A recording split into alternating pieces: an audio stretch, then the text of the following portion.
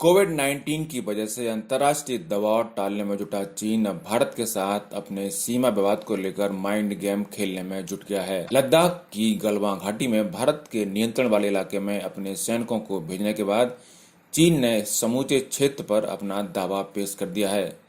इस तरह का दावा सीधे चीन की सरकार के किसी प्रतिनिधि ने नहीं, बल्कि वहां की सत्ताधारी कम्युनिस्ट पार्टी के मुख्य समाचार पत्र ग्लोबल टाइम्स के जरिए पेश किया गया है।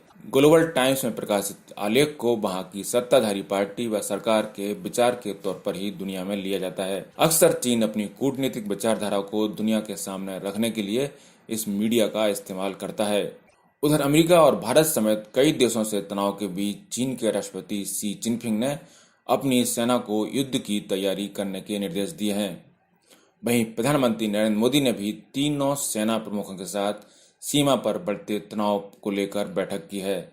इस बैठक में राष्ट्रीय सुरक्षा सलाहकार अजीत डोभाल, सीडीएस जनरल बिपिन रावत और तीनों सेना के प्रमुख मौजूद रहे।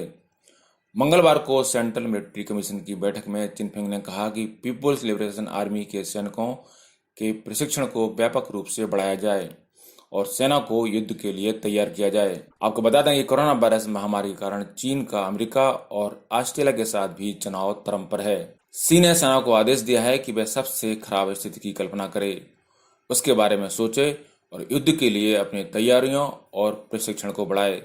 तमाम जटिल परिस्थितियों से तुरंत और प्रभावी तरीके से निपटे, साथ ही पूरी दृढ़ता के साथ राष्ट्रीय संप्रभुता, सुरक्षा और विकास संबंधी हितों की रक्षा करे।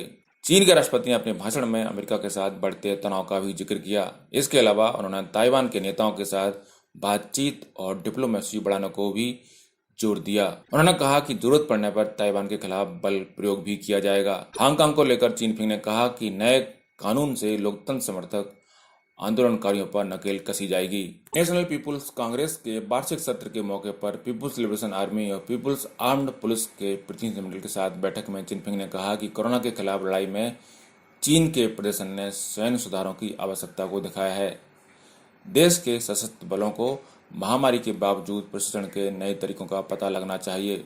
भारत से लगती सीमा पर सैन्य झड़पों के बाद चीन ने न केवल अपने सैनिकों की बड़ी संख्या में सीमा के पास तैनाती की है, बल्कि ऊंचाई वाले इलाकों में उड़ान भरने के लिए अनुकूल लड़ाकू विमान J-11 और J-16S को भी ऑपरेट करना शुरू कर दिया है। इन तस्वीरों को ओपन सोर्स इंटेलिजेंस एनालिस्ट डेट्रेस्फा ने जारी किया है। चीन का शेयांग J-11 रूस की सुखोई Su-27 का चीनी वर्जन है।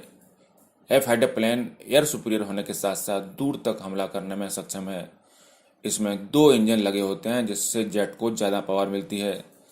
चीन में ही निर्मित इस विमान को केवल चीनी एयरफोर्स ही ऑपरेट करती है। यह विमान एक बार में 1500 किलोमीटर की दूरी तक मार कर सकता है।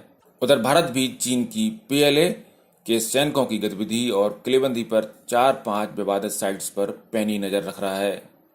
ये उत्तरी पेंगोंग सो झील, देमचौक, गलवान वैली के इलाके में है। यहाँ सैटेलाइट तस्वीरों, एयरक्राफ्ट और ड्रोन से नजर रखी जा रही है। बताया जा रहा है कि हालात गंभीर हैं, लेकिन चिंताजनक नहीं है। भारतीय सेना का रुख साफ है कि वह PLA के सैनिकों को एक तरफा कार्रवाई की इजाजत नहीं देगा। इंडियन आर्मी फॉरवर्ड पोजीशन से इंच भर भी पीछे नहीं हटेगी।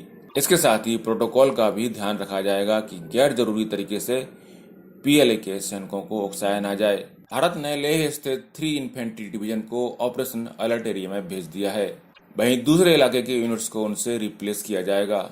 चीन ने भी पूर्वी लद्दाख में 1200 से 1500 सैनिकों को अलग अलग इलाकों में आमने सामने तैनात किया है। PLA ने भी ताकत का प्रदर्शन करने के लिए कम से कम 5000 सैनिकों को बॉर्डर की तरफ मूव किया है। झील के किनारे चीन ने भारी सैन्य तैनाती की है।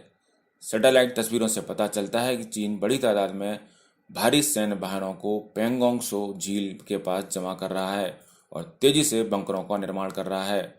भारत ने भी जवाब में एक्स्ट्रा फोर्स की तैनाती की है, लेकिन चीन के इरादे खतरनाक लग रहे हैं। पेंगोंग सो रणनीतिक तौर पर बहुत महत्वपूर्ण है और चीन पूरी झील पर कब्जा करने का नापाक इरादा पालता दिख रहा है। ब्यूरो रिपोर्ट, पत्रिका टीवी।